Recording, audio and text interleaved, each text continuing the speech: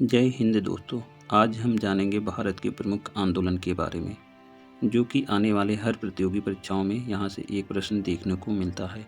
तो आप लोग इस टॉपिक को बहुत बड़े ही ध्यानपूर्वक देखिए और इसको याद कर लीजिए, क्योंकि यहाँ से एक प्रश्न बनने की संभावना 100% रहती है। तो आप लोग इस आंदोलन से संबंधित जो भी प्रश्न बनते हैं तो आप लोग इसको ध्यानपूर्वक देखिए, आपको समस्या नहीं आएगी। तो चलिए हम पहले आंदोलन की ओर चलते हैं। 1857 का विद्रोह।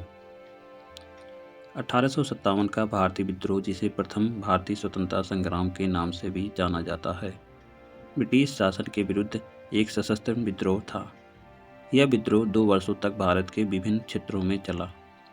इस विद्रोह का आरंभ छावनी क्षेत्रों में छोटी झड़पों और आगजनी से हुआ था और आगे चलकर इसने एक बड़ा रूप ले लिया।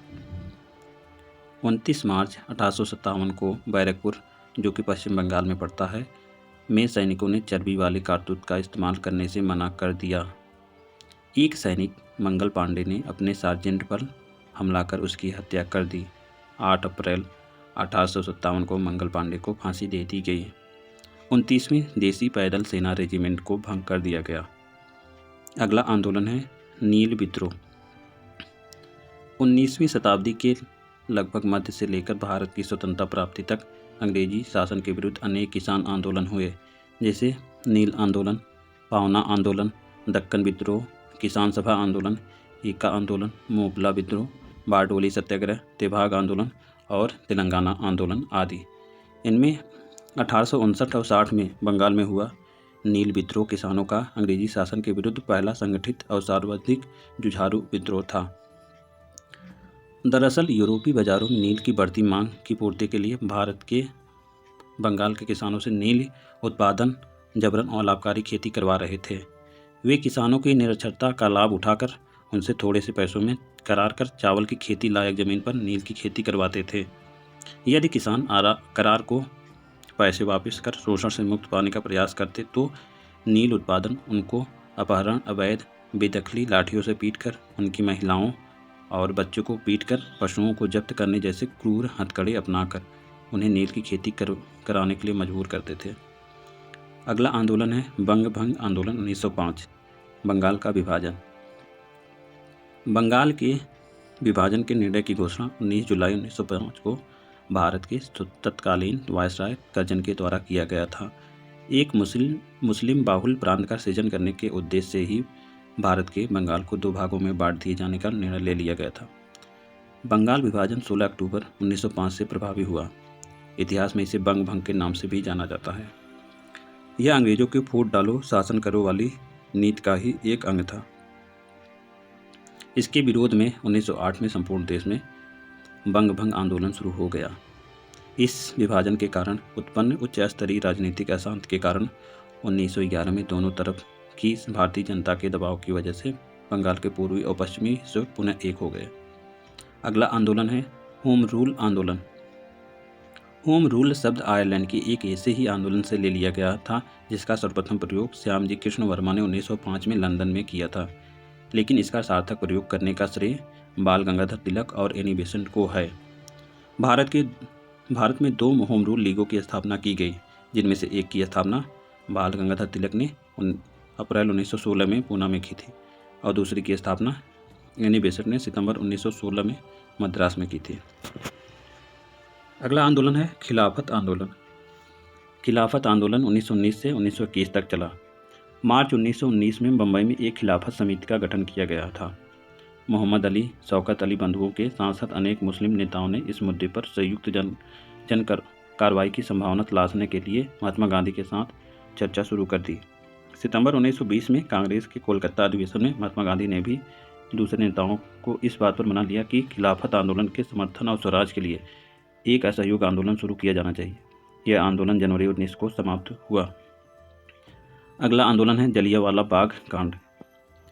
जलियांवाला बाग अमृतसर के स्वर्ण मंदिर के पास एक छोटा सा बगीचा है, जहां 13 अप्रैल 1919 को brigadier general Reginald Edward Dyer के नेतृत्व में अंग्रेजी फौज ने गोलियां चलाकर निहत्थे शांत बूढ़ों और महिलाओं और बच्चों सहित सैकड़ों लोगों को मार डाला था और हजारों की घायल कर दिया था। अगला आंदोलन है असहयोग आंदोलन। सितंबर 1920 से फरवरी 1922 के बीच महात्मा गांधी तथा भारतीय राष्ट्रीय कांग्रेस के नेतृत्व में असहयोग आंदोलन चलाया गया, जिसमें भारतीय स्वतंत्रता आंदोलन को एक नई जागृति प्रदान की गई। जलियांवाला बाग नरसंहार सहित अनेक घटनाओं के बाद महात्मा गांधी ने अनुभव किया कि ब्रिटिश हाथों में एक उचित न्याय मिलने की कोई संभावना नहीं है। इसलिए उन्होंने ब्रिटिश सरकार से राष्ट्र के सहयोग को वापस लेने की योजना बनाई और इस प्रकार असहयोग आंदोलन की शुरुआत की गई और देश में प्रशासनिक व्यवस्था पर प्रभाव हुआ। यह आंदोलन अत्यंत सफल रहा क्योंकि इसमें लाखों भारतीयों का प्रोत्साहन मिला। इस आंदोलन से ब्रिटिश प्राधिकारी हिल गए। अगला आंदोलन है चौरी चौरा कांड। चौरी चौरा उत्तर प्रदेश के गोरखपुर के पास एक कस्बा है जहां 5 फरवरी 1922 को भारतीयों ने ब्रिटिश सरकार की एक पुलिस चौकी को आग लगा दी थी, जिससे उसमें छुपे हुए 22 पुलिस कर्मचारी जिंदा जलकर मर गए थे। इस घटना को चौरी चौरा कांड के नाम से भी जाना जाता है। इसके परिणाम स्वरूप गांधी जी ने कहा था कि हिंसा होने के कारण असहयोग आंदोलन उपयुक्त नहीं रह गया है और उसे वापस ले लिया था। चौरी चौरा कांड के अभियुक्तों का मुकदमा पंडित मदन मोहन मालवीय ने लड़ा और उन्हें बचा ले जाना उनकी एक बड़ी सफलता थी। अगला आंदोलन है पूर्ण स्वराज की मांग। 1929 के कांग्रेस अधिवेशन में की गई पूर्ण स्वराज की मांग 31 दिसंबर 1929 को कांग्रेस के लाहौर अधिवेशन में जवाहरलाल नेहरू की अध्यक्षता में प्रस्ताव पारित कर भारत के लिए पूर्ण स्वराज की मांग की गई थी। नेहरू ने कहा था, हमारा लक्ष्य सिर्फ स्वाधीनता प्राप्त करना है।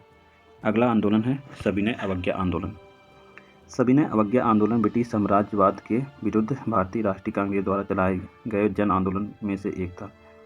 1929 तक भारत को ब्रिटेन के इरादों पर शक होने लगा था, वह औपनिवेशिक स्वराज प्रदान करने की अपनी घोषणा पर अमल करेगा कि नहीं। भारतीय राष्ट्रीय कांग्रेस ने लाहौर अधिवेशन 1929 में घोषणा कर दी कि उसका लक्ष्य भारत के लिए पूर्ण स्वाधीनता प्राप्त करना है। 6 अप्रैल 1930 को प्रातःकाल के बाद महात्मा गांधी ने समुद्र तट पर नमक बनाकर नमक कानून को भंग किया। यही से सविनय अवज्ञा आंदोलन की शुरुआत हुई। अगला आंदोलन है नमक सत्याग्रह या दांडी मार्च। दांडी मार्च, जिसे नमक मार्च या दांडी सत्याग्रह के रूप से जाना जाता है, जो 1930 में महात्मा गांधी के द्वारा अंग्रेजी सरकार के नमक के ऊपर कर लगाने के कानून के विरुद्ध किया गया सविनय कानून भंग कार्यक्रम था। ये ऐतिहासिक सत्याग्रह कार्यक्रम गांधी जी समेत 78 लोगों के द्वारा अहमदाबाद साबरमती आश्रम से समुद्र तटीय गांव दांडी तक पैदल यात्रा करके 6 अप्रैल 1930 को नमक हाथ में लेकर नमक विरोधी कानून को भंग किया गया था। भारत में अंग्रेजों के शासनकाल के समय नमक उत्पादन और विक्रय के ऊपर बड़ी मात्रा में कर लगा दिया था और नमक जीवन के लिए जरूरी चीज़ों होने के कारण भारतवासियों को इस कानून से मुक्त कराने और अपना अधिकार दिलवाने हेतु यह सविनय अवज्ञा का कार्यक्रम आयोजित किया गया था। कानून भंग करने के बाद सत्याग्रहियों ने अंग्रेजों की लाठियां खाई थी, परंतु पीछे नहीं मुड़े। 1930 को गांधी जी ने इस आंदोलन को चालू किया। इस आंदोलन में लोगों ने गांधी जी के साथ पैदल यात्रा की और जो नमक पर कर लगाया गया था उसका विरोध किया गया। इस आंदोलन में कई नेताओं को गिरफ्तार कर लिया गया। ये आंदोलन पूरे 1 साल तक चला और 1931 को गांधी इरविन के बीच हुए समझौते से खत्म हो गया। इसी आंदोलन से सविनय अवज्ञा आंदोलन की शुरुआत हुई थी। इस आंदोलन में संपूर्ण देश में अंग्रेजों के खिलाफ व्यापक जन संघर्ष को जन्म दिया था। अगला आंदोलन है भारत छोड़ो आंदोलन 1942। सन 1942 में गांधी जी के नेतृत्व में शुरू हुआ यह आंदोलन बहुत ही सोची समझी रणनीति का हिस्सा था। इनमें पूरा देश शामिल हुआ। 9 अगस्त 1942 को महात्मा गांधी के आह्वान पर समूचे देश में एक साथ शुरू हुए भारतीय स्वतंत्रता संग्राम में निर्णायक भूमिका निभाने वाले भारत छोड़ो आंदोलन ने अंग्रेजी हुकूमत की नींव हिलाने का काम किया था। अगला आंदोलन है आज़ाद हिंद फौज। आज़ाद हिंद फौज का गठन पहली बार राजा महेंद्र प्रताप सिंह के द्वारा 29 अक्टूबर 1915 को अफगानिस्तान में हुआ था। मूल रूप से उस वक्त यह आज़ाद हिंद सरकार की सेना थी, जिसका लक्ष्य अंग्रेजों से लड़कर भारत को स्वतंत्रता दिलाना था। द्वितीय विश्व युद्ध के दौरान सन 1942 में जापान की सहायता से टोक्यो में रास बिहारी बोस ने भारत को अंग्रेजों के कब्जे से स्वतंत्र कराने के लिए आज़ाद हिंद फौज या इंडियन नेशनल आर्मी नामक सशस्त्र सेना का संगठन किया। इनमें करीब 40,000 भारतीय स्त्री पुरुषों को प्रशिक्षित सेना का गठन शुरू किया। इस सेना के गठन में कैप्टन मोहन सिंह, रास बिहारी बोस, निरंजन सिंह गिल ने महत्वपूर्ण भूमिका निभाई। अगला आंदोलन है चिपको आंदोलन। चिपको आंदोलन एक पर्यावरण रक्षा का आंदोलन है यह भारत के उत्तराखंड राज्य तब उत्तर प्रदेश के भाग में किसानों ने बेचों की कटाई का विरोध करने के लिए किया था।